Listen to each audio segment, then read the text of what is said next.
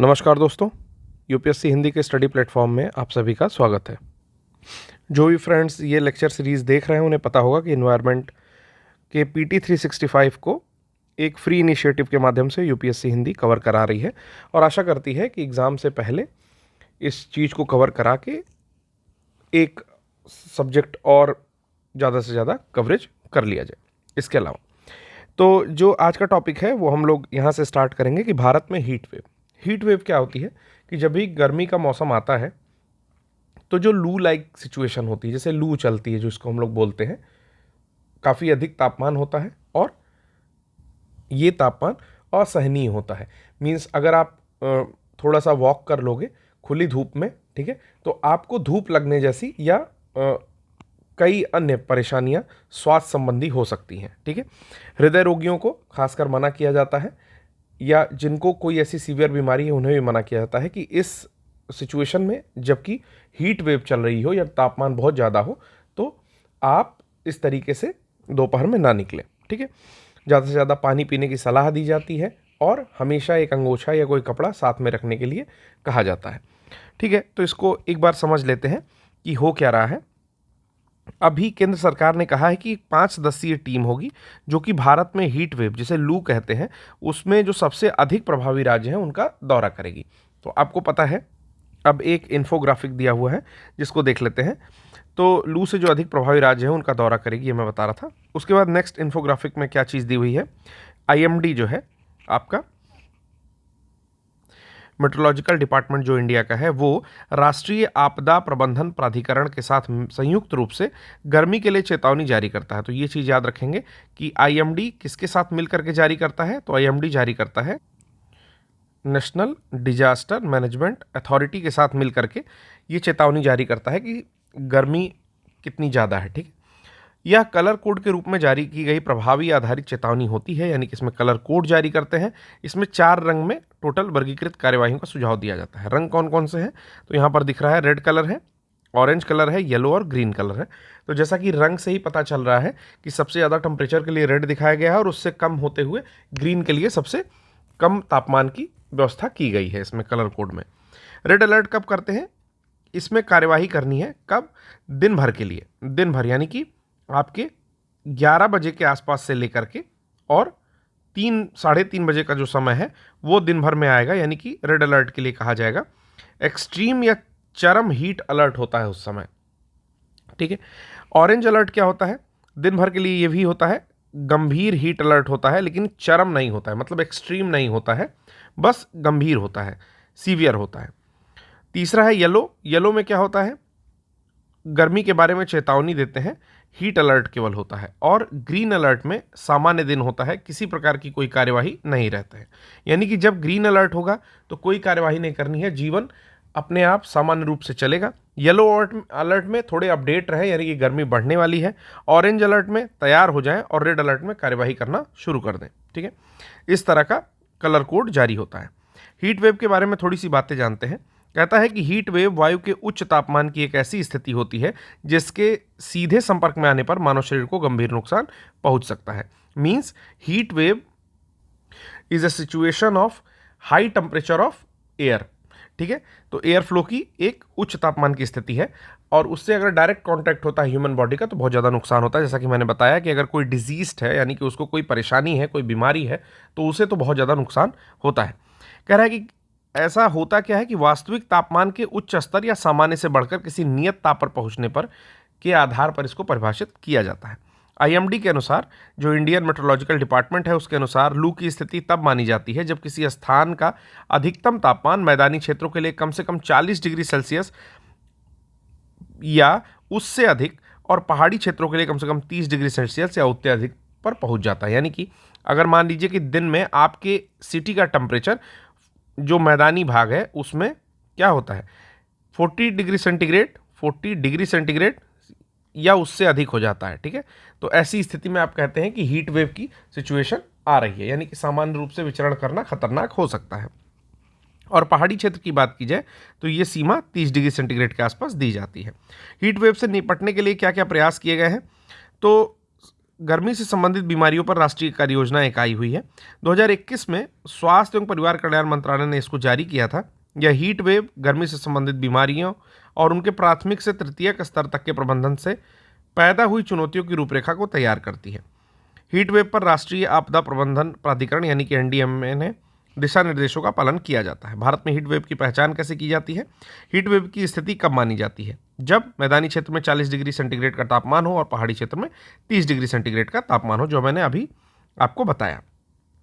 फिर कहता है हीट वेव की स्थिति कब प्रभावी मानी जाती है? जब सामान्य अधिकतम तापमान 40 डिग्री से ऊपर हो, ठीक है, और जो सामान्य से अधिक तापमान हो रहा है वो कितने डिग्री अधिक हो रहा है? 4 से 5 डिग्री अधिक हो रहा है। मतलब टोटल टेम्परेचर कितना पहुंच जा रहा है? 44 डिग्री के आसपास। वहीं अगर तापमान 40 डिग्री से नीचे लाई कर रहा है, सपोज करो कि 40 से नीचे ये कुछ 38 डिग्री सेंटीग्रेड में लाई कर रहा है और 5 या 6 डिग्री सेंटीग्रेड अगर उससे अधिक होता है, यानी कि कुल मिला के 44 डिग्री सेंटीग्रेड के आसपास होता है, अगर इसमें आप 6 डिग्री जोड़ दो तो इस स्थिति में भी क्या हो जाएगा? हीट वेव की स्थिति प्रभावी मानी जाएगी। दूसरा कह रहा है कि सीवियर हीट वेव कब होगा?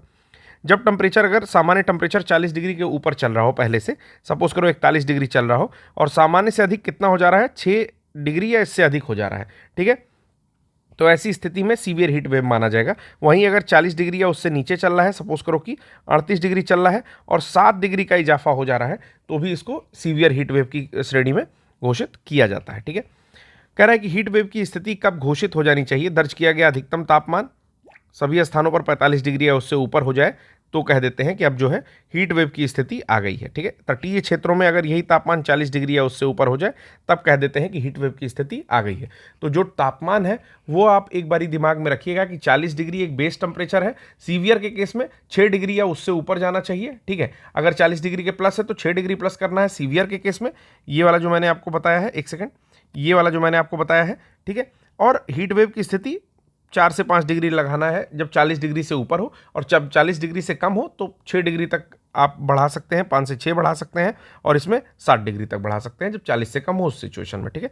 तो ये कुल मिला करके ऐसे आप देख लोगे तो 4 स्थिति है, ठीक है। सीवियर के केस में 2 और नॉर्मल हीट वेव के केस में 2 स्थिति है, ठीक है। आशा करता हूं कि जो समझाया है वो चीज़ें समझ में आई होंगी। थोड़ी सी बातें भारतीय मौसम विज्ञान के बारे में। आईएमडी, जिसको बोलते हैं इंडियन मेट्रोलॉजिकल डिपार्टमेंट, ये राष्ट्रीय मौसम विज्ञान सेवा प्रदान करता है। ये क्या क्या करता है? भूकंप विज्ञान, इससे संबंधित विषयों और मौसम विज्ञान की प्रमुख सरकारी एजेंसी है। 1875 में जो है ब्रिटिश सरकार द्वारा स्थापित किया गया था। एसएससी इसका एग्ज़ाम लेती है आईएमडी में जाने के लिए। अगर आप टेक्निकल नॉलेज रखते हो इलेक्ट्रिकल की, ठीक है, सॉरी इलेक्ट्रॉनिक्स की, तो आप एसएससी के थ्रू एक एग्ज़ाम होता है, उसके थ्रू एसएससी आईएमडी का एग्ज़ाम होता है, ठीक है, इसमें आप जा सकते हो। फिर वर्तमान में पृथ्वी विज्ञान मंत्रालय के अधीन आता है और 6 क्षेत्रीय इसमें विशिष्ट मौसम विज्ञान केंद्रों में से कार्यालय हैं, इसके रूप में ये कार्य करती है, ठीक। तो ये तो था नॉर्मल हीट वेव। अब अगला टॉपिक जो हम लोग पढ़ने वाले हैं उसका नाम है समुद्री हीट वेव, ठीक है। समुद्री हीट वेव क्या है? जैसा कि नाम से ही क्लियर हो रहा है थोड़ा सा कि समुद्री हीट वेव कहाँ पे आएगी? समुद्र में आएगी, ठीक है। तो कहता है कि WMO इसको बता रहा है कि विश्व यानी कि वर्ल्ड मेट्रोलॉजिकल ऑर्गेनाइजेशन बताता है, या विश्व मौसम विज्ञान संगठन का अनुमान है कि महासागरों पर प्रभाव डालने वाली समुद्री हीट वेव की वर्तमान घटनाएं 2024 में भी जारी रह सकती हैं। मतलब ये घटनाएं जो है पहले से भी चल रही थी और इस समय भी 2024 में जारी रहेंगी। समुद्री हीट वेव की बात कर रहा है। समुद्री हीट वेव क्या होता है? देखते हैं क्या होता है। जब समुद्री सतह का तापमान, ठीक है, यानी कि सरफेस सी टेम्परेचर लंबे समय तक और लगातार असामान्य रूप से उच्च बना रहे। लंबे समय तक यानी कि टाइम जो है ज़्यादा ले रहा है और लगातार असामान्य रूप से उच्च यानी कि टेम्परेचर भी अधिक बना रह रहा है, तो उसे समुद्री हीट वेव के नाम से जाना जाता है। हाल के दिनों में हिंद महासागर, अरब सागर और बंगाल की खाड़ी को इंक्लूड करके वहाँ पर हम लोग जो समुद्री हीट वेव्स हैं उसकी घटनाएं घटित हुई, ठीक है। यानी कि यहाँ पर मरीन हीट वेव्स की घटनाएं घटित होती हैं। उत्पत्ति कैसे होती है? तो मरीन हीट वेव्स यानी कि समुद्री हीट वेव की घटना तब घटित होती है जब समुद्र के किसी क्षेत्र विशेष की सतह का तापमान कम से कम 5 दिनों के लिए, ये पॉइंट नोट करना है, ठीक है ना, कम से कम 5 दिनों के लिए औसत तापमान से 3 या 4 डिग्री सेंटीग्रेड से अधिक बना रहता है। देखिए अब यूपीएससी कैसे क्वेश्चन बनाएगा, ऐसे देगा कि समुद्री हीट वेव के बारे में कौन सा कथन सही नहीं है। ठीक है, तो सबसे पहला देगा कि जब समुद्री सतह का तापमान लंबे समय तक और लगातार असामान्य रूप से उच्च बना रहता है तो उसे समुद्री हीट वेव का नाम देते हैं। पहला हो गया। समुद्री हीट वेव की घटना के लिए यह जरूरी है कि कम से कम 7 दिनों तक औसत तापमान 3 या 4 डिग्री सेंटीग्रेड अधिक हो। ठीक है, तथा समुद्री हीट वेव यानी कि आपका मरीन हीट वेव्स की उत्पत्ति में अल नीनो की परिघटना सहायक भूमिका निभाती है। आपको 3 स्टेटमेंट मैंने दे दिया। अब यहां पर मैंने क्यों कहा कि पॉइंट आउट करिए, क्योंकि जैसे ही इसमें दिया कम से कम 5 दिन, ठीक है, तो आप कम से कम 3 दिन या कम से कम 2 दिन के ऑप्शन पर टिक नहीं कर सकते, क्योंकि जब इसमें एक डेटा देता है कि एटलीस्ट 5 डेज तक का ऑब्जर्वेशन होना चाहिए, वो कम से कम में दिया है, तो उस चीज को आप याद करेंगे। ठीक है, क्योंकि यूपीएससी क्या करेगी, आपके साथ खेलेगी, कम से कम 15 दिन कर देगी, ठीक है, या कम से कम 8 दिन कर देगी। इस तरह की वेरिएशन ले आएगी कि आप उन तीनों ऑप्शंस में वो पॉइंट पकड़ नहीं पाओगे। इसीलिए इस पॉइंट को मैंने कहा कि आप इसको नोट डाउन कर लीजिए, क्योंकि यूपीएससी क्या करती है, पेपर तो टफ पहली बार जब बैठते हो तो लगेगा ही, दोबारा वो पेपर आसान लगने लगेगा, थोड़ी देर बाद या एग्जाम से बाहर आने के बाद लगेगा कि ये भी क्वेश्चन कुछ हो सकता था, इसमें भी कर सकते थे। लेकिन यूपीएससी वहां बैठने पे एक, चूंकि एडमिनिस्ट्रेटर को खोजती है, एक ऐसे व्यक्ति को खोजती है जो कि देश को रन करने में सहायता करेगा, तो ऐसे व्यक्ति का केवल फैक्ट नहीं तैयार होना चाहिए। ठीक है, फैक्ट के साथ साथ आपका ब्रेन कितना करेक्ट काम करता है, ठीक है, आपकी देखी हुई चीजें रटने से ज्यादा कितनी एनालिटिकल है, आप कहां ज्यादा फोकस करते हो, उस पर ध्यान देना चाहिए। ठीक है, तो ये पॉइंट नोट कर लेंगे जो मैंने अभी बताया, उसमें बी ऑप्शन इनकरेक्ट हो जाएगा। चलो आ जाओ, मुख्य विशेषताएं क्या है कि जो आपका मरीन हीट वेव्स होती हैं वो हफ्तों या वर्षों तक जारी रह सकती है। ठीक, इनका प्रभाव समुद्र तटीय क्षेत्रों से लेकर कई महासागरों तक भी देखने को मिलता है। पिछले दशक में मरीन हीट वेव्स की घटनाओं ने 50% की वृद्धि हुई है, साथ ही ये लंबे समय तक सक्रिय रहती हैं और इनके प्रभावों में भी जो गंभीरता है उसमें भी वृद्धि हुई है। तो क्वेश्चन यहां से भी बन सकता है। अब 6 पॉइंट से आपके बड़े आराम से 3 पॉइंट के क्वेश्चन यूपीएससी बना सकती है। जैसे लिख देगा कि जो मरीन हीट वेव्स है वो मुश्किल से 2 या 3 दिन ही चलती हैं, ठीक है, या 1 हफ्ते में निश्चित रूप से खत्म हो जाती है। मान लीजिए ऐसा कोई वर्ड दे दिया कि निश्चित रूप से खत्म हो जाती हैं। दूसरा पॉइंट कर दिया कि ये केवल छोटे समुद्री या समुद्र तटों में ही देखने को मिलता है, महासागरों में इनके कोई मतलब ऐसा दिखाई नहीं देती हैं, या कोई डेवलपमेंट उनकी महासागरों में नहीं देखी जाती है। ठीक है, या इनका विस्तार महासागरों में नहीं देखा जाता। एक क्वेश्चन यहां से भी बना दिया। तीसरा कह दिया कि पिछले 1 दशक में जो मरीन हीट वेव्स हैं उनकी घटनाओं ने 25% से कमी की है। यहां पर क्या लिख दिया, 25% से कमी की है। ठीक, तो स्टेटमेंट में तो कहीं फंसा सकता है, तो आप जो पढ़ोगे ये काफ़ी इंपॉर्टेंट भी है, तो इसको क्या करोगे, थोड़ा सा एक बारी फैक्ट मतलब ऐसे लिख के रिवीजन करके जाना है एग्जाम से पहले। ठीक है, आ जाइए। फिर कहता है कि प्रभाव क्या क्या है, तो प्रभाव बहुत सारा है। जब भी मरीन हीट वेव्स होगा तो क्या होगा, क्योंकि मछलियां क्या होता है कि एक ऐसे पानी में उपजती हैं, या कोरल्स हैं, उनका एक निश्चित टेम्परेचर है, उससे बढ़ेंगे तो डेथ कर जाएंगे, और ऐसे बहुत सारे जलीय जीव हैं जिनके लिए एक नियत टेम्परेचर चाहिए, तो उन सबको ही नुकसान होगा। जैसे कई समुद्री प्रजातियों की मौत हो गई, जैसा कि मैंने आपको बताया अभी। समुद्री प्रजातियों की मौलिक रूप से काफ़ी जो है बदलाव आया है। जैसे मैं आपको एक कल टर्म बताया था, मैंने बताया था ट्रॉपिकलाइजेशन, एक वर्ड बताया ट्रॉपिकलाइजेशन। उसमें मैंने क्या कहा कि जब कोई जीव जंतु ट्रॉपिक से ऊपर की ओर, पोल की ओर विस्थापित होते हैं, क्यों, क्योंकि टेम्परेचर यहाँ का बढ़ता है, टेम्परेचर बढ़ रहा है, ठीक है ना, तो वो क्या करते हैं, अपने नियत टेम्परेचर वाला जल खोजने के लिए थोड़ा ऊपर की ओर, पोल्स की ओर विस्थापित होते हैं। तो इस घटना को क्या बोलते हैं, ट्रॉपिकलाइजेशन। ठीक, ट्रॉपिकलाइजेशन।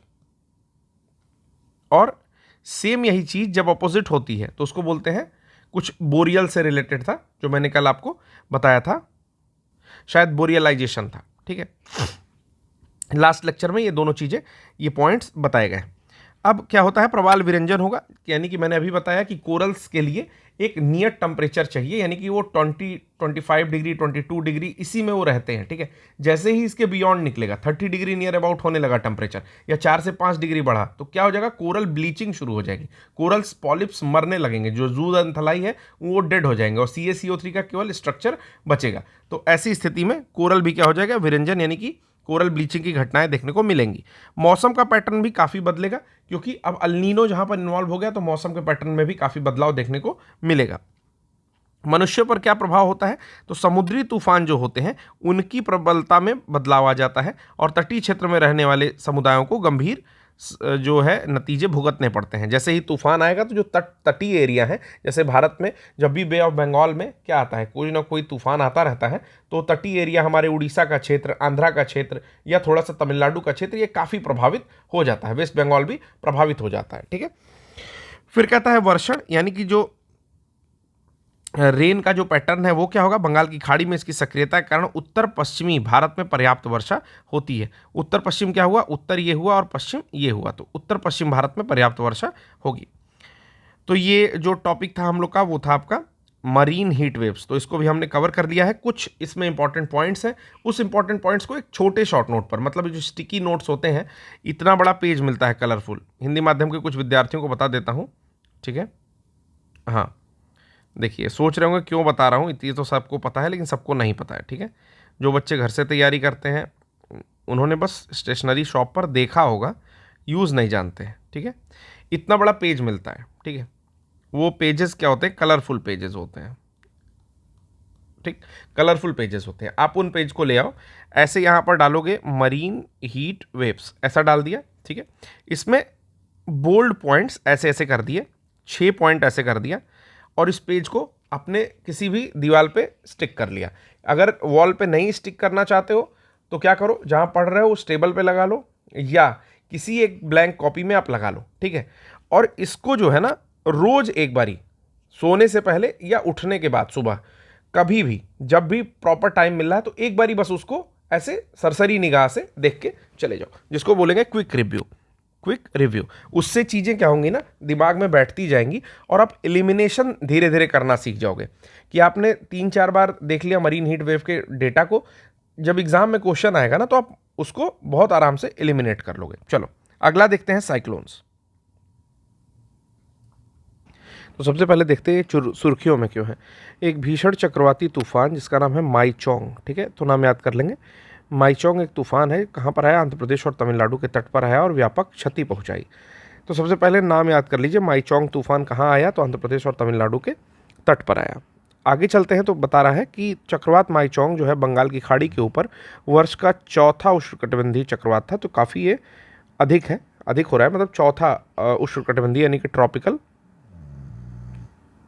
साइक्लोन था, ठीक है।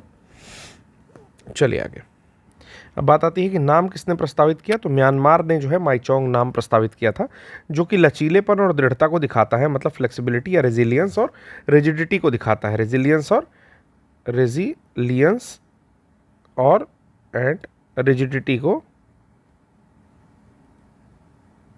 ठीक है, को दिखाता है, ठीक है, रिजिडिटी को दिखाता है, ठीक है।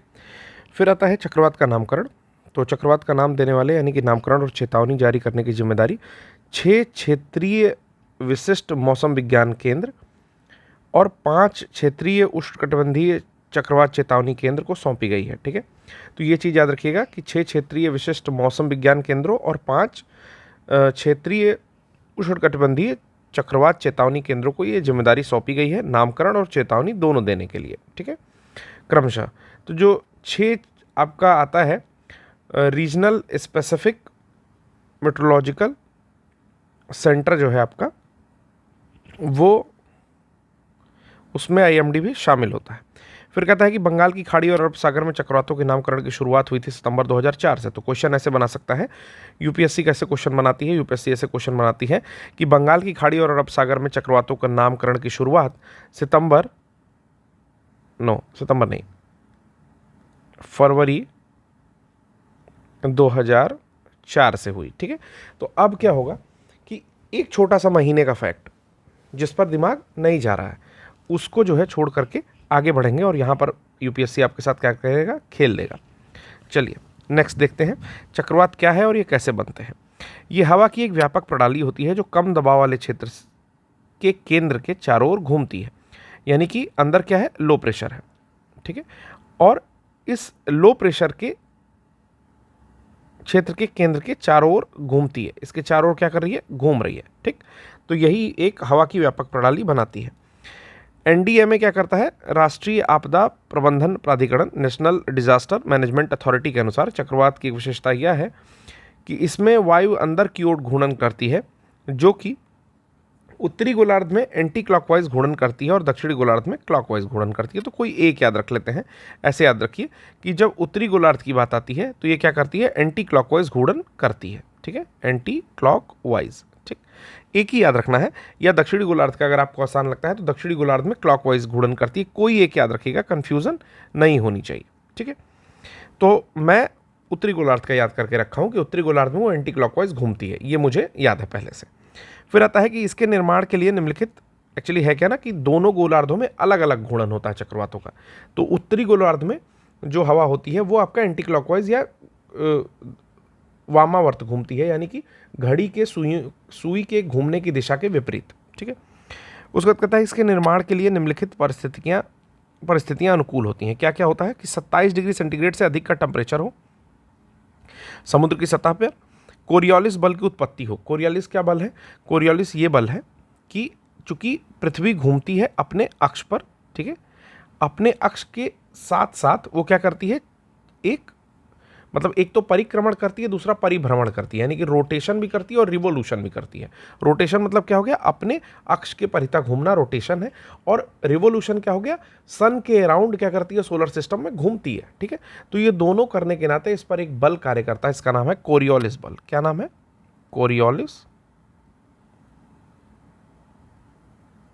बल, ठीक है। कोरियोलिस बल काम करता है, ये हमारे प्लेन पर भी काम करता है, जो हवाई जहाज हवा में उड़ता है उस पर भी कोरियोलिस बल काम करता है, कोरियोलिस फोर्स काम करता है, ठीक है। तो इसके कारण से होता क्या है,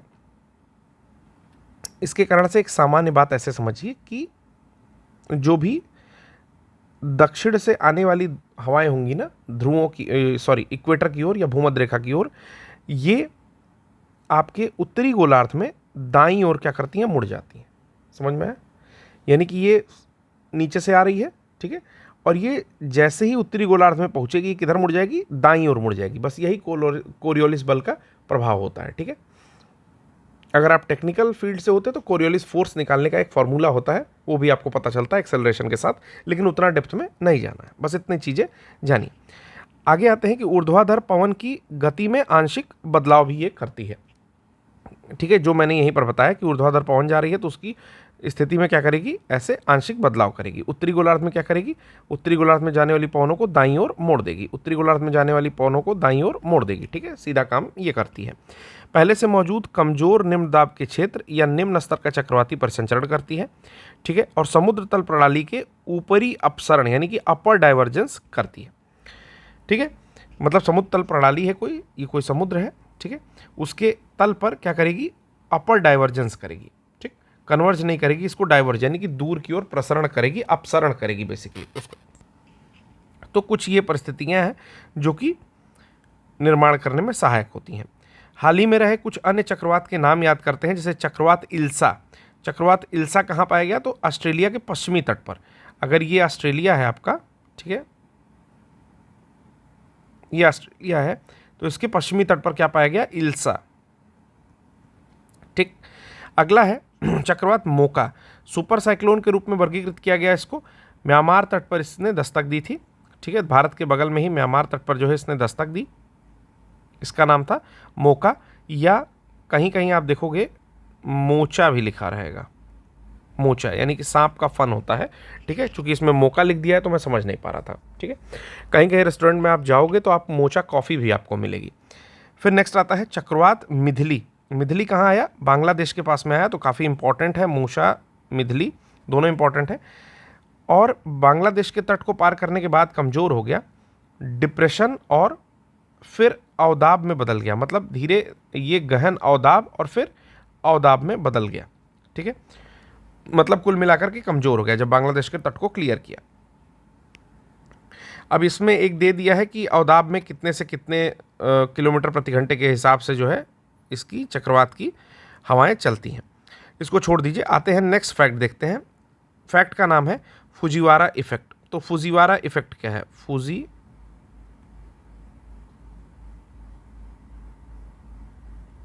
इफेक्ट, तो ये डेफिनेशन दी गई है अमेरिका के नेशनल वेदर सर्विस के द्वारा। कहते हैं कि जब एक ही दिशा में घूर्णन कर रहे दो हरिकेन या चक्रवात करीब आते हैं, एक ही दिशा में मतलब सपोज करिए कि दोनों क्लॉकवाइज ही घूर्णन कर रहे हैं, ठीक है, तो दोनों क्लॉकवाइज घूर्णन कर रहे हैं और वो जब करीब आते हैं तो वो अपने साझा केंद्र के चारों ओर तीव्र गति से घूमना शुरू कर देते हैं। यानी कि इनका जो भी सेंटर है, एक ये है एक ये है, तो क्या करते हैं, साझा केंद्र के चारों ओर घूमना शुरू कर देते हैं, ठीक है ना। केंद्र क्या कर देते हैं, एक साथ शेयर कर लेते हैं। दो चक्रवातों के बीच की इस अंतःक्रिया को फुजीवारा प्रभाव या फुजीवारा इफेक्ट कहा जाता है। इसमें एक अति विशाल चक्रवात का निर्माण हो सकता है या समुद्र तट पर व्यापक विनाश करने में सक्षम होता है। इसमें क्या होता है कि एक अति विशाल चक्रवात का निर्माण हो जाता है। इन दोनों को देख के आपको लग रहा होगा कि ये वाला काफ़ी बड़ा मैंने बनाया है, तो एक विशाल चक्रवात बनता है और ये व्यापक विनाश करने के लिए भी सक्षम होता है। चक्रवातों के विलय को पहली बार पश्चिमी प्रशांत महासागर में देखा गया था। 1964 में टाइफून मैरी और कैथी का विलय हुआ था, ठीक है, तो इतना ज़्यादा डेटा कोई मतलब नहीं है इसका, ठीक। फुजीवारा प्रभाव की सबसे पहले पहचान 1921 में जापान के सकुहेई फुजीवारा ने की थे, तो इन्हीं के नाम पर रखा गया है, ठीक है। आप ये दोनों भी जान ही सकते हैं, यूपीएससी पूछ सकता है कि 1964 में टाइफून मैरी और क्या बोलते हैं अभी जो एक चक्रवात आया था मोचा चक्रवात का विलय हुआ था, ठीक, तो उसमें से मोचा चक्रवात नहीं होगा, कैथी होगा, ठीक है। तो इस तरह से भी क्वेश्चन को प्रिपेयर करिए, ये भी पॉइंट पढ़ ही लीजिए, यूपीएससी के लिए जो भी पढ़ लो कम ही है, ठीक है। तो क्वेश्चन फॉर्म में इसको भी देख सकते हैं। तो अभी तक जो मैंने पढ़ाया, आशा करता हूँ कि आपको चीज़ें समझ में आएगी कि चक्रवात क्या होता है। एक बात याद रखनी है कि नॉर्दर्न हेमिस्फीयर में एंटी क्लॉकवाइज घूमता है, यानी कि घड़ी के सुइयों के घूमने की दिशा के विपरीत में घूमता है, ठीक है। और अंदर क्या होता है, लो प्रेशर होता है, यानी कि निम्न दाब होता है और उसके चारों ओर हवाएं जो है घूमती रहती हैं। चक्रवात के लिए क्या चाहिए होती है, लेटेंट हीट चाहिए होती है, यानी कि गुप्त ऊष्मा चाहिए होती है।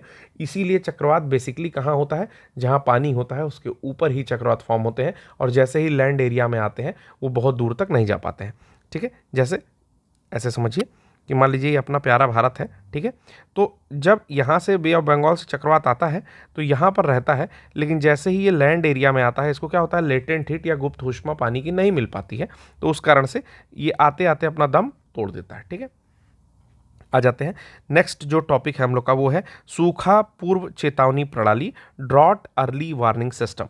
इसको बोलते हैं DEWS, ठीक है, drought early warning system. Drought मतलब होता है सूखा, अर्ली मतलब जल्दी, ठीक है, वार्निंग सिस्टम, ठीक है। कह रहा है कि ये जो अग्रिम चेतावनी है सूखा की, ये इसके आंकड़ों को देखा जाए तो सितंबर 2023 में भारत के 30% भूमि क्षेत्र में अलग अलग स्तर का सूखा देखा गया, ठीक। तो एक तो ये डेटा हो गया। DEWS के घटक क्या क्या है, ड्यूज के घटक क्या क्या है, तो ड्यूज के घटक है, पहला अवलोकन एवं निगरानी करता है, ठीक है। दूसरा भविष्यवाणी एवं पूर्वानुमान करता है कि पहले से फोरकास्टिंग कर देगा या पूर्वानुमान लगाएगा। योजना और तैयारी बताता है, संचार और आउटरीच दिखाता है कि भाई कम्युनिकेशन के सारे माध्यम होने चाहिए, तभी तो बताओगे हर व्यक्ति को या हर किसान के पास ये बात पहुँचे कि ड्रॉट आने वाला है इस साल, ठीक है। और इंटरडिसिप्लिनरी अनुसंधान और उपयोग, मतलब कि जो भी अनुसंधान है, रिसर्चेस हैं, उनका उपयोग किस तरह से करना है इस स्थिति में, इसको भी ध्यान रखना पड़ता है। ड्यूज के कंपोनेंट्स है ये सारे के सारे, ठीक है। अब बात आता है कि अग्रिम सूखा चेतावनी प्रणाली के बारे में कुछ चीज़ें देखते हैं।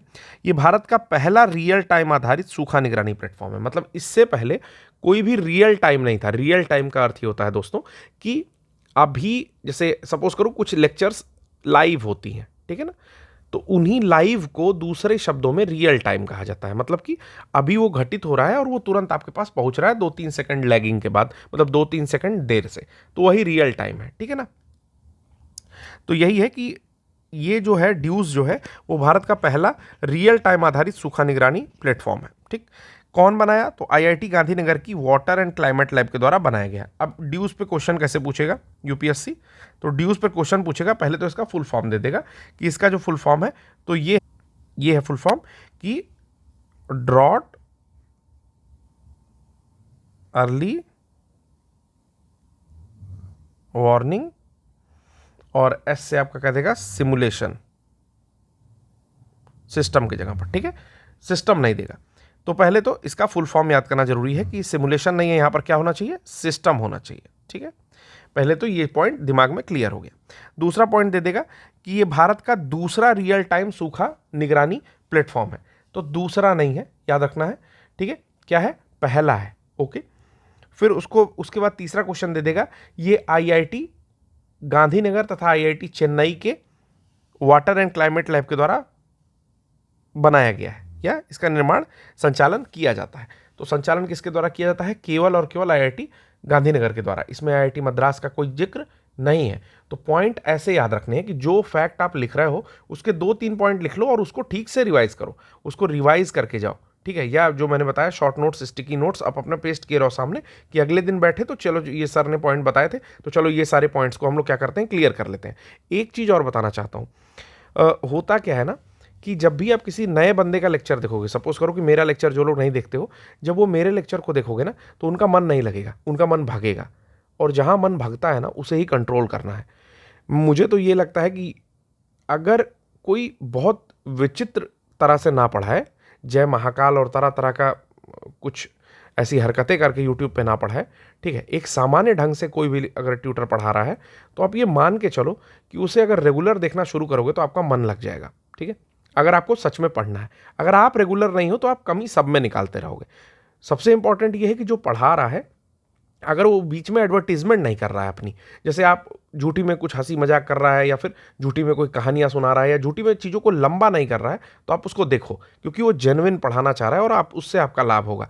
अगर आपको वो चीज़ें आती हैं तो बिल्कुल स्किप कर दो, लेकिन अगर आपको वो चीज़ें नहीं आती हैं तो आप 1.5 पे देखो, 1.75 पे देखो। अगर आपकी हैसियत है कि आप 2x पे लिख सकते हो तो आप 2x पे लिखो, या उस चीज़ को देखो, सुनो, समझो, जो भी कर सकते हो, ठीक है।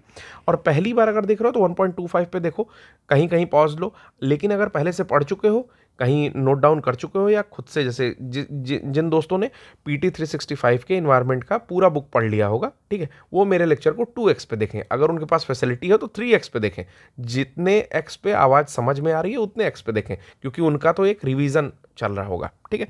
चलो आगे क्या कहता है कि यह क्षेत्रीय और राष्ट्रीय भागीदारी का एक नेटवर्क है। यह प्रासंगिक जानकारी देता है, मतलब कि ये जितनी भी जानकारी देता है बहुत ही प्रासंगिक यानी कि फैक्चुअल टाइप की देता है, और कार्यान्वयन कार्यवाहियों को समन्वय करता है ताकि स्थानीय पैमाने पर सटीक, सामयिक और एकीकृत जानकारी प्रदान हो सके, ठीक है।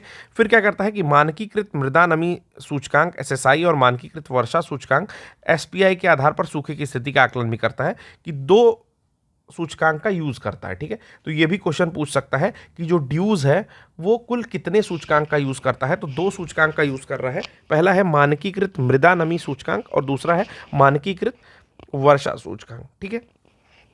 फिर कहता है कि मृदा की नमी आधारित सूखे को एसएसआई द्वारा इंगित किया जाता है, जो पौधों के लिए उपलब्ध जल की मात्रा को दर्शाता है, और दूसरा एसपीआई मौसम संबंधी सूखे को इंगित करने के लिए उपयोग किया जाने वाला एक उपकरण है। यह वर्षा के आंकड़ों पर आधारित होता है।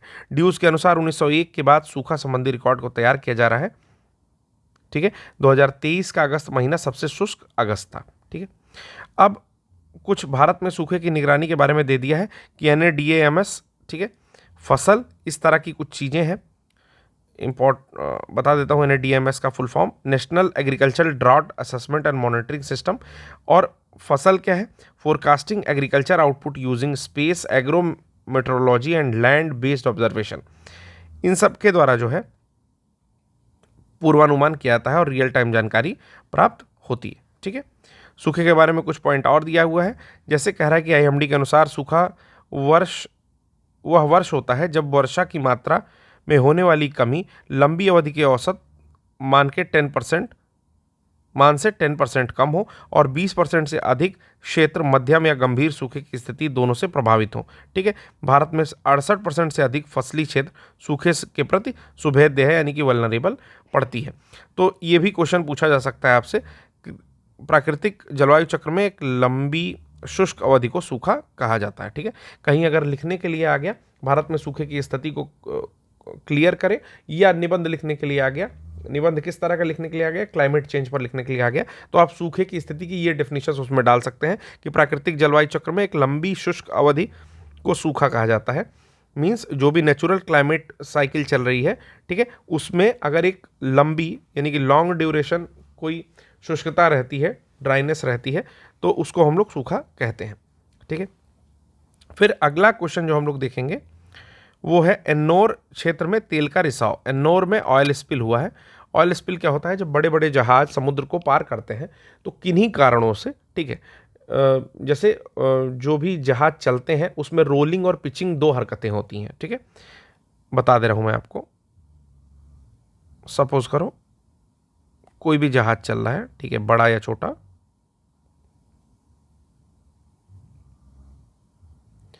ठीक है,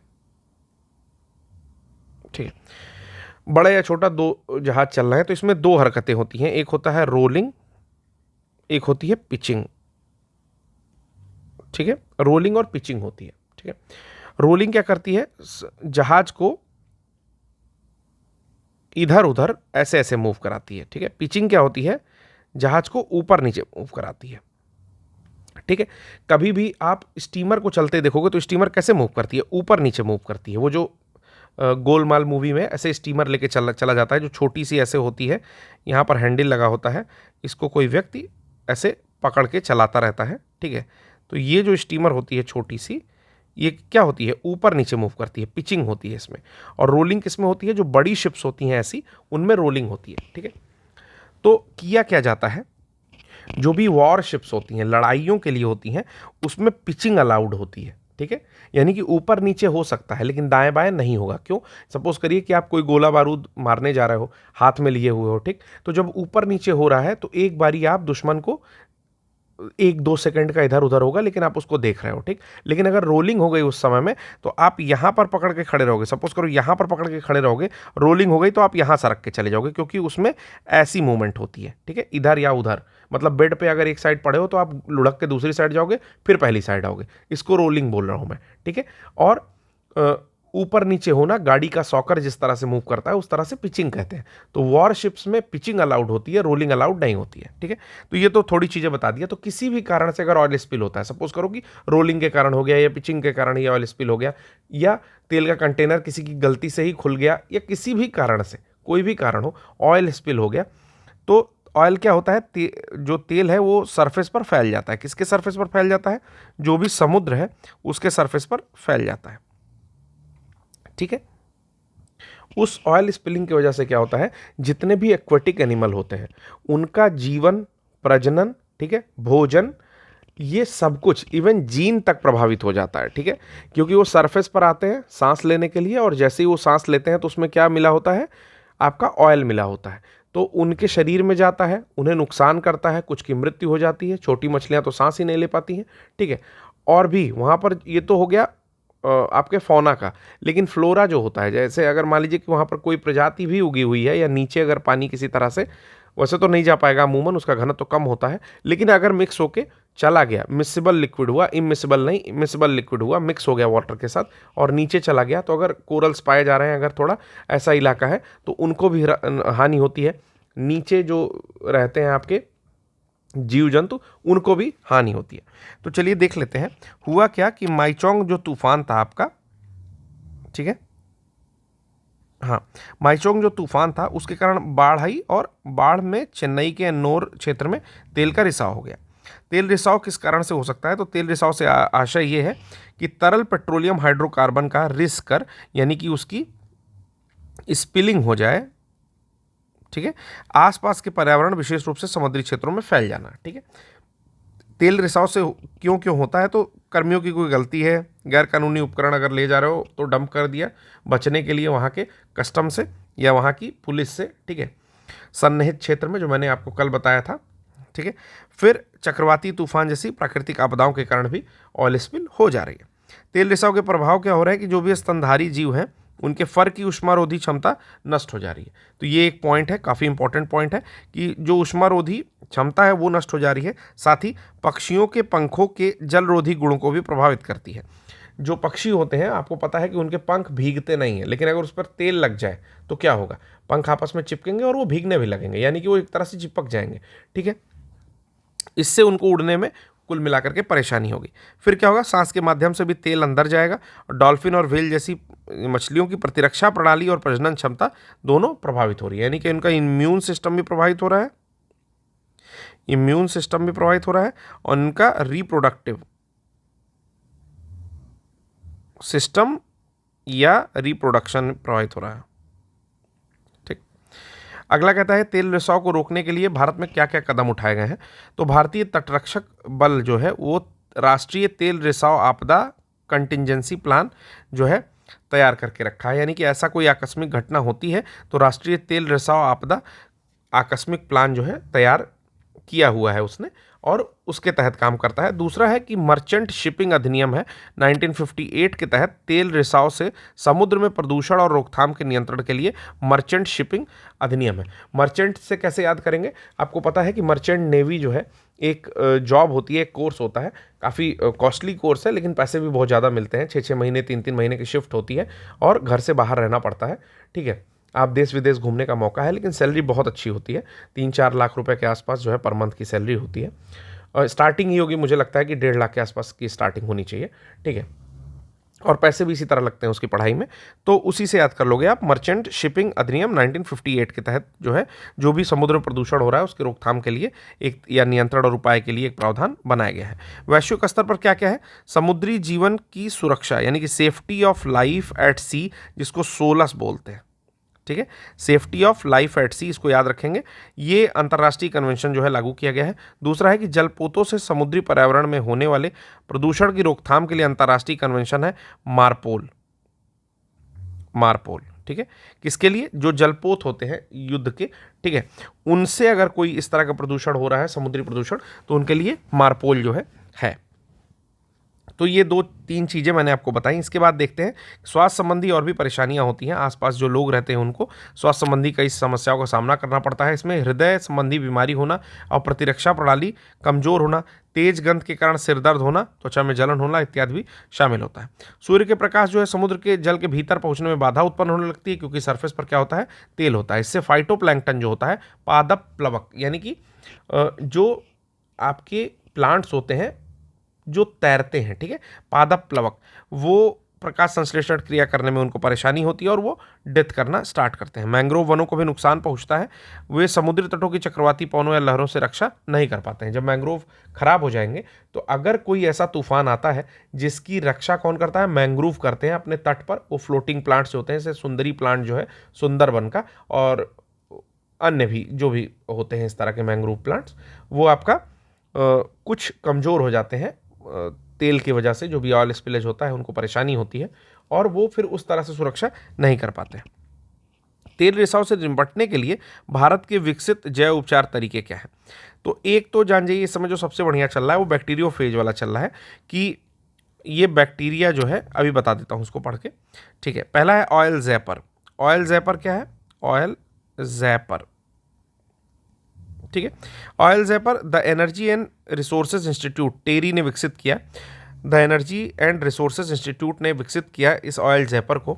ये पर्यावरण के लिए एक फेवरेबल टेक्निक है, पर्यावरण हितैषी तकनीक है। इसमें क्रूड ऑयल और तैलीय गाद स्लज के हाइड्रोकार्बन यौगिक का अपघटन करने वाले बैक्टीरिया का उपयोग किया जाता है। मतलब ये क्या खाता है, हाइड्रोकार्बनिक यौगिक को आपका अपघटित करता है, यानी कि डिकम्पोज कर देता है। ठीक है, स्लज को और क्रूड ऑयल को भी डिकम्पोज कर देता है। ये बैक्टीरिया हानि रहित CO2 और जल में परिवर्तित कर देते हैं। मतलब उसको खाते हैं और फिर निकालते क्या है, पहला तो CO2 निकालते हैं और दूसरा क्या निकालते हैं, वाटर निकालते हैं। ठीक है, ठीक, तो टेरी ने स्टार्ट किया और नाम क्या है, ऑयल जैपर, याद रखेंगे नाम। दूसरा है ऑयलीवोरस एस, इसको भी टेरी और इंडियन ऑयल कॉरपोरेशन लिमिटेड ने स्टार्ट किया है संयुक्त रूप से। ये एक अतिरिक्त बैक्टीरियल स्ट्रेन है, माइक्रोब ही है ये भी, यानी कि माइक्रो ऑर्गेनिज्म है। ये क्या करता है, उच्च सल्फर सांद्रता वाली तैलीय गाद और क्रूड ऑयल के खिलाफ अधिक सक्षम अपने आप को बनाता है। यानी कि अगर हाई सल्फर प्रेजेंट है, ठीक है, और उच्च तैलीय गाद है, यानी कि स्लज है, ठीक है, ग्रीस देखते हो ना, उस तरह का अगर माहौल है, ठीक है, और क्रूड ऑयल है, कच्चा तेल है, तो उन सब के खिलाफ क्या करेगा ये ऑयलीवोरस एस जो है, ये अपने आप को अधिक सक्षम बनाएगा, यानी कि ये थोड़ा सा ज़्यादा इफेक्टिव है। तो पहला ऑयल जैपर और दूसरा ऑयली वोरस एस। इसको टेरी, पहले वाले को टेरी ने बनाया है, ठीक है, the Energy and Resources institute, और दूसरे वाले को इंडियन ऑयल के साथ मिल करके टेरी ने बनाया है। अन्य भी संबंधित सुर्खियां हैं कुछ, ठीक है, इसको हम लोग अभी स्किप करके आगे चलते हैं। फिर कह रहा है कि बादल फटना क्या होता है। तो अगर किसी भी स्थान पर 1 घंटे में 10 सेंटीमीटर बारिश से अधिक हो जाए तो मेघ स्फुटन कहते हैं उसको, या बादल का फटना कहते हैं। ये क्यूमुलो निम्बस क्लाउड या कपास वर्षी मेघ के द्वारा होता है। ये बेसिकली होता क्यों है, इसका विस्तार 20 से 30 किलोमीटर के एरिया में होता है। जैसे अपना जहाँ भी आप रहते हो वहाँ से 20 से 30 किलोमीटर के एरिया में बहुत ज़्यादा बारिश हो जाएगी, 10 सेंटीमीटर बारिश हो जाएगी। सुनने में कम लग रहा है लेकिन बहुत ज़्यादा बारिश होती है वो, ठीक है। फिर होता कहाँ है, तो कहीं पहाड़ी क्षेत्रों पर ज़्यादा पाया जाता है। जैसे मैंने अभी आपको बताया, GLOF की जो घटना है वो इसके साथ ही होती है, ग्लेशियल लेक आउटबर्स्ट, जो आपका फ्लड, ठीक है, आउटबर्स्ट फ्लड। तो ये सब घटना कैसे होती है, तो धीरे धीरे जो है पर्वतों के साथ वायु ऊपर उठती जाती है और फिर भारी होती जाती है। फिर क्या होता है कि कम ऊंचाई से अधिक ऊंचाई की ओर आगे बढ़ती जाती है और फिर एक साथ हल्की बारिश करने में विफल हो जाती है, और संघनित जो बूंदें होती हैं वो एक ही जगह पर जो है आप क्या करती हैं, बारिश कर देती हैं। हिमस्खलन क्या होता है पता ही है आपको, कि सिक्किम में अभी अभी हुआ है, मैंने पढ़ा दिया था। फिर एक न्यूज़ और दी हुई है, उसको छोड़ करके आगे बढ़ेंगे। जो आपके कुछ संस्थान रहे हैं जो सुर्खियों में रहे हैं, ये भी देख लेते हैं क्या क्या है। तो UN office for disaster risk reduction, UNDDR जो है 1999 में बना था ये, ठीक है, और अंतर्राष्ट्रीय आपदा न्यूनीकरण रणनीति के कार्यान्वयन में मदद करने के लिए इसकी सहायता जो है स्टार्टिंग की गई थी। सेंदई फ्रेमवर्क 2015 से 30 के कार्यान्वयन का समर्थन करता है, ठीक है। कुछ रिपोर्ट्स आती हैं इसकी, कह रहा है कि global survey report on person with disability and disasters ये जारी करता है, और आपदा जोखिम न्यूनीकरण पर वैश्विक आकलन रिपोर्ट भी आई है, ठीक है। तो ये यहाँ ख़त्म हो जाता है। अगला टॉपिक है आपका भूगोल, जिसमें अल नीनो और दक्षिणी दोलन इत्यादि चीज़ें हैं। उससे पहले चौथे का जो मैंने टॉपिक कुछ कहा था आपको पढ़ाने को, वो देख लेते हैं कौन कौन सा टॉपिक पढ़ाने लायक है। तो इसमें जो एक आध टॉपिक है मैं अभी बता देता हूँ। पहला तो केन बेतवा लिंक पढ़ लेंगे कल, ठीक है। उसके अलावा हम लोग पढ़ लेंगे CEM की जो बैठक हुई है वो पढ़ लेंगे, ठीक है। और कुछ मेथड्स हैं, जैसे मियावाकी पर एक क्वेश्चन पूछ चुका है, फिर भी मियावाकी पढ़ लेंगे, ठीक है। कुछ G20 के डॉक्यूमेंट्स हैं जो अगर इम्पोर्टेंट लगते हैं, जैसे महर्षि डॉक्यूमेंट है आपका, ठीक है, ये पढ़ लेंगे, या जो भी इस तरह के डॉक्यूमेंट्स होंगे वो मैं नोट्स में देख लूँगा क्या करना है मुझे। एग्रो फॉरेस्ट्री क्या होती है इसके बारे में थोड़ा सा जान लेंगे, इंटरव्यू में कभी कभी पूछ लेता है कि एग्रो फॉरेस्ट्री क्या होती है। जीरो बजट फार्मिंग, ये भी इंटरव्यू में ही पूछता है कि जीरो बजट फार्मिंग क्या होती है, ठीक है। नेशनल कोऑपरेटिव ऑर्गेनाइजेशन लिमिटेड के बारे में थोड़ी सी जानकारी ले लेंगे, ठीक है। संधारणीय कृषि 4.6 का पोर्शन पूरा देख लेंगे, ठीक है। और भी इसमें जो पोर्शन देखने वाला होगा वो मैं टिक कर लूँगा और आपको पढ़ा दूंगा। तो मुझे लगता है कि एक लेक्चर के बाद ये पूरा टॉपिक ख़त्म कर देंगे, और इसके बाद हम लोग स्टार्ट करेंगे सुर्खियों में रहे कुछ स्थल भी हमें देखने हैं, तो इसे हम लोग अभी देख लेते हैं, ठीक है। सुर्खियों में रहे कुछ स्थल को अभी देख लेते हैं, छोटा सा टॉपिक है, इसको ख़त्म कर लेते हैं। चलिए, तो सुर्खियों में रहे कुछ स्थल की बात करते हैं कि भारत के बारे में पहले क्या है। बर्त्से एक प्लेस है, बर्त्से लद्दाख में स्थित है। लद्दाख के बर्त्से में क्या होता है, समुद्र तल से, एक सेकंड मैं थोड़ा सा जूम करता हूँ इसको, चलिए, आशा करता हूँ अब दिखाई दे रहा होगा। हाँ, तो लद्दाख के बर्त्से में समुद्र तल से 18,000 फीट की ऊंचाई पर कोरल रीफ के जीवाश्म पाए गए हैं, ठीक है। कितनी फीट पर है, 18,000। तो ये कैसे पाए जा सकते हैं, मैंने पहले भी बताया कि टेथिस सागर का कंसेप्ट था। हिमालय जो न्यूली फोल्डेड माउंटेन है, पहले वहाँ पर टेथिस सागर था, और जो इंडियन प्लेट आती है यूरेशियन प्लेट से टकराती है, तो जो सागर है वो ऊपर की ओर चला जाता है, तो मे भी पॉसिबिलिटी हो सकती है कि वो पाए जाएँ। फिर कहता है कि दौलत बेग ओल्डी DBO की ओर से जाने वाली एक सामरिक सड़क इस क्षेत्र से होकर के गुजरती है। दौलत बेग ओल्डी की ओर से जाने वाली एक सामरिक सड़क यहाँ से गुजरती है। बर्त्से प्लेस को याद रखेंगे, ठीक है। जोजिला क्या है, जोजिला को मैंने अपने टाइम में जोशीले से याद किया था, जोजिला को, यानी कि श्रीनगर को लेह से जोड़ती थी। ये कश्मीर घाटी और लद्दाख के बीच साल भर कनेक्टिविटी प्रदान करेगा, जो जोजिला सुरंग है आपका। फिर आता है नर्मदा नदी। नर्मदा नदी फॉल्ट में बहती है, आपको पता है, ठीक है। हुआ क्या था, जब 3 बार लड़ता है इंडियन प्लेट यूरेशियन प्लेट से, सबसे पहले क्या हुआ कि इंडियन प्लेट जो ऐसे बहती हुई आ रही थी, ठीक है, ये यूरेशियन प्लेट से यहाँ पर जाती है, टकराती है पामीर नाट पर और यहीं पर फंस जाती है, ठीक है। फंसने के बाद बार बार इंडियन प्लेट पीछे जाती है और 3 बार जो है, 3 बार यहाँ पर टोटल टकराती है।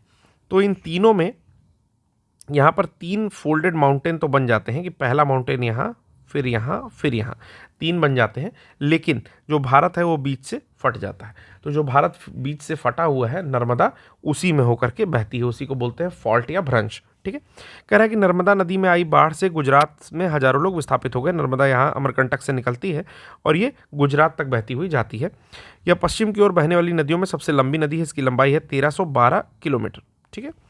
फिर अगला है कि नर्मदा नदी मध्य प्रदेश में अमरकंटक से मैकाल की श्रेणी से निकलती है। सहायक नदियां हैं बुरहनेर, हालोन, हिरन, बाजार, दुधी, तवा। तवा नदी इंपॉर्टेंट है, बारना, कोलार, बेदा, गोई और ओरसाग। तो काफ़ी ज़्यादा दिया हुआ है सहायक नदियों में। मुझे लगता है कि तवा नदी और बुरहानपुर पड़ता है वहीं पर, तो बुरहनेर भी जो है इंपॉर्टेंट हो जाती है। नेक्स्ट जो है इसमें वो है सुकापाइका नदी। उड़ीसा में पाई जाती है सुकापाइका नदी। उड़ीसा सरकार ने क्या कहा है कि सुकापाइका नदी का पुनरुद्धार करने का निर्णय लिया है। ये महानदी की एक सहायक नदी है। तो देखिए काफ़ी इंपॉर्टेंट क्वेश्चन हो जाएगा। महानदी की और भी बहुत सारी सहायक नदियां हैं। कमेंट बॉक्स में आप मुझे बताइए कि महानदी की कौन कौन सी सहायक नदियाँ हैं, ठीक है। उसके बाद यहाँ पर लिखा ही हुआ है, ठीक है। इसके अलावा कौन सी नदी है, सुकापाइका नदी है। काफ़ी इंपॉर्टेंट है, मैं स्टार मार्क कर रहा हूँ इसको, 2 स्टार 3 स्टार दे रहा हूँ। सुकापाइका यूपीपीसीएस या यूपीएससी किसी में भी पूछा जा सकता है, यूपीपीसीएस में पूछने की संभावना ज़्यादा है। सुकापाइका नदी किसकी ट्रिब्यूटरी है, तो वो नदी है आपकी महानदी की ट्रिब्यूटरी है। सियांग नदी कहाँ पड़ती है, तो एक नदी पर एक बैराज बनाने का निर्णय लिया है। लोहित और दिबांग नदियों को मिलाकर ब्रह्मपुत्र का निर्माण करती है, ठीक है। ये लोहित और दिबांग नदियों में मिलती है और ब्रह्मपुत्र का निर्माण करती है, जो सियांग नदी है आपकी, ठीक है। सुबनसिरी लोअर जल विद्युत परियोजना बन रही है। यहाँ पर क्या हुआ कि सुबनसिरी में भूस्खलन का सामना करना पड़ा और ये अपर ब्रह्मपुत्र नदी की सबसे बड़ी सहायक नदी है, सुबनसिरी नदी, ठीक है। फिर आता है आपका बागमती नदी। बागमती नदी जो है एक नाव डूब गई इसमें चलने वाली, नेपाल और भारत के बीच बहने वाली सीमा पारीय नदी है, मतलब सीमा से बाहर की नदी है और सीमा अंदर आती है। फिर वो ये बागद्वार नेपाल से निकलती है और अंत में बिहार की कोसी में जाकर मिल जाती है। इसकी सहायक है विष्णुमती। तो याद रखेंगे बागमती नदी भी न्यूज़ में थी। तो ये कुछ पॉइंट हो गए इंडिया के जो कि अभी न्यूज़ में थे, जो मैंने आपको कवर करा दिए। इसके बाद कुछ अंतर्राष्ट्रीय स्थल हैं जो कि सुर्खियों में रहे, तो चलिए इसको भी कवर कर लेते हैं। पहला है पीटरमैन ग्लेशियर, ठीक है। पहला है पीटरमैन ग्लेशियर, ग्रीनलैंड के पास है। इस ग्लेशियर की ग्राउंडिंग लाइन ज्वार के आने के फलस्वरूप काफ़ी हद तक परिवर्तित हो जाती है। ग्राउंडिंग लाइन क्या होती है, जैसे कोई भी जो भी ग्लेशियर होता है ना, वो जैसे मान लीजिए ऊंचा ग्लेशियर है तो एक जगह जाकर ग्राउंड पर लगता है, जो उसकी ग्राउंडिंग लाइन कहलाती है। तो जब भी आपका ज्वार आता है तो पानी उसके पास तक आता होगा, पानी से कुछ चीज़ें गल जाती हैं, तो ग्राउंडिंग लाइन चेंज हो जाती है। सपोज करो कि ऐसे कोई ग्लेशियर है, ठीक है, यहाँ से आपका ग्राउंड स्टार्ट होता है, तो अगर ज्वार आता होगा सपोज करो, या यहाँ से बर्फ़ गलती है, यहाँ पर समुद्री स्थिति होगी, तो जब ज्वार आएगा तो ऐसे ऊपर से आएगा काफ़ी पानी इधर, तो ये कुछ चीज़ें गल जाती होंगी, ठीक। तो जो ग्राउंडिंग लाइन अभी यहाँ थी वो ग्राउंडिंग लाइन कहाँ आ जाती है, यहाँ आ जाती है, और फिर धीरे धीरे जब बर्फ़ जमता होगा तो फिर ग्राउंडिंग लाइन अपनी स्थिति में जाती है। तो इसलिए काफ़ी आम धारणा के विपरीत जो है इसकी जो ग्राउंडिंग लाइन है ज्वार आने पे वो परिवर्तित हो जाती है। फिर दूसरा है रेकजेंस द्वीप। रेकजेंस द्वीप कहाँ दिख रहा है, ये आपको ग्रीनलैंड के ठीक नीचे दिख रहा है, ठीक है। तो रेकजेंस द्वीप जो है ये न्यूज़ में था, यहाँ पर ज्वालामुखी का जोरदार विस्फोट हुआ है रेकजेंस द्वीप पर। फिर आता है बेरिंग सागर। तो बेरिंग सागर आपको पता है कहाँ है, ये आपका बेरिंग स्ट्रेट पड़ता है अलास्का के बगल में, तो इसी के पास है बेरिंग सागर। बेरिंग सागर हालिया में पता चला है कि बेरिंग सागर की हिम के पिघलने और पूर्वोत्तर चीन में बढ़ती वन की जो अग्नि है या आग है उसकी घटनाओं के बीच परस्पर संबंध है, कि बेरिंग सागर में किसके कारण हिम पिघल रही है, आइस मेल्ट हो रही है, तो जो चीन में आग लगती है उसी कारण से आइस मेल्ट होती है। बेरिंग जलडमरू मध्य यानी कि बेरिंग स्ट्रेट के माध्यम से आर्कटिक महासागर से चुक्सी सागर से जुड़ा हुआ है। आर्कटिक महासागर और चुक्सी सी जुड़ा हुआ है, ठीक है, बेरिंग सागर के पास। फिर अगला हम लोग देखते हैं कैनरी द्वीप समूह, स्पेन के पास की एक घटना है कि टेनरिफ द्वीप पर जंगल की आग की घटना देखी गई है, ठीक है, जो यहाँ अवस्थित है, ठीक है। अगला आता है कैनरी द्वीप समूह। देखिए स्पेन से थोड़ी दूरी पर स्थित है, ठीक है ना, लेकिन ये है स्पेन का ही। फिर है गैलापागोस द्वीप, तो काफ़ी न्यूज़ में रहता है गैलापागोस। वैज्ञानिक अभियान के दौरान इक्वाडोर के गैलापागोस द्वीप में, ये इक्वाडोर का ही द्वीप पड़ता है, ठीक है। इक्वाडोर के गैलापागोस द्वीप के निकट अब अज्ञात हजारों साल पुरानी प्रवाल भित्ति का पता चला है। यहाँ पर क्या पता चला है, कोरल रीफ्स का पता चला है गैलापागोस में। गैलापागोस द्वीप समूह यूनेस्को विश्व धरोहर में भी शामिल है और भूमध्य रेखा इससे होकर के गुजरती है। मतलब यहाँ से क्या गुजरती है, भूमध्य रेखा होकर के गुजरती है। टिटिकाका झील क्या है, ये हाईएस्ट नेविगेबल झील है। क्या है, नेविगेबल। नेविगेबल मतलब क्या होता है, यहाँ पर नेविगेट कर सकते हैं नौका गम में, यानी कि नावें चल सकती हैं। विशेषज्ञ क्या कह रहे हैं कि जलवायु परिवर्तन के कारण ये सिकुड़ रही है, कम हो रही है। दक्षिण अमेरिका की सबसे बड़ी ताजे पानी की झील है और सबसे बड़ी झीलों में से एक, सबसे अधिक ऊंचाई पर स्थित है और नौवहन अनुकूल जल निकाय है, यानी कि यहाँ पर नावें चल सकती हैं। तो ये सिकुड़ रही है, ये चीज़ एक चिंताजनक है। माउंट एटना ज्वालामुखी कहाँ स्थित है, इटली में स्थित है। कहता है सिसिली द्वीप, यानी कि इटली के बगल में एक द्वीप है, इसका नाम है सिसिली, आप मैप में देख लीजिएगा, ठीक है। कहता है कि यहाँ पर फिर से एक बारी फूटा है, काफ़ी टाइम से और डॉर्मेंट स्टेट में पड़ा हुआ था। ये माउंट एटना जो है यूरोप का सबसे ऊंचा सक्रिय ज्वालामुखी है और दुनिया का सबसे सक्रिय ज्वालामुखी है स्ट्रेटो वोल्केनो, ठीक है। फिर दक्षिणी महासागर की बात की जाए, यानी कि जो अंटार्कटिक एरिया में महासागर पड़ता है, यहाँ के संसाधनों में बढ़ती व्यावसायिक रुचि अंटार्कटिका के आसपास संरक्षण प्रयासों को विफल कर रही है। मतलब यहाँ पर क्या हो रहा है ना कि बिजनेस पॉइंट ऑफ व्यू से लोग इसको देख रहे हैं। तो अभी तक क्या है, अंटार्कटिका पर केवल हम लोग साइंटिफिक रिसर्चेस के लिए ही जा सकते हैं और ह्यूमंस की वहाँ पर हैबिटेट यानी कि आबादी नहीं रह सकती। लेकिन व्यावसायिक क्षेत्रों को लेकर के, जैसे वहाँ पर बहुत सारे अलग अलग तरह के जो भी आपकी वीड्स मिलती हैं, उसमें आयोडीन होता है और भी स्प्रुलिना बनाने के लिए चीज़ें होती हैं, और भी ओशंस में तो बहुत सारी अपॉर्चुनिटीज़ हैं। तो उन सब के लिए जो है काफ़ी उसको संरक्षित रखा जाता था, लेकिन व्यवसाय के क्षेत्र से लोग वहाँ जा रहे हैं और ये चीज़ ठीक नहीं है। विक्टोरिया झील कहाँ है, तो विक्टोरिया झील आपको पता है अफ्रीका में पड़ती है। जो ग्रेट फॉल्ट है या ग्रेट भ्रंश जिसको बोलते हैं, महान भ्रंश, उसके आसपास ये पड़ती है। तो विक्टोरिया झील के बेसिन चरम जलवायु संबंधी घटनाएं वहाँ पर तीव्र हो रही हैं। विश्व की सबसे बड़ी ट्रॉपिकल जो है ये आपका लेक है, ट्रॉपिकल या उष्णकटिबंधीय लेक है, और दूसरी सबसे बड़ी ताजे पानी की झील है, ठीक है। यहाँ के बेसिन में चरम जलवायु संबंधी घटनाएं हो रही हैं। फिर नेक्स्ट है आपका रोड्स और कोरफू आइलैंड्स जो है वो ग्रीस में पाया जाता है। यहाँ पर भी जंगल की आग देखी गई है, रोड्स और कोरफू आइलैंड।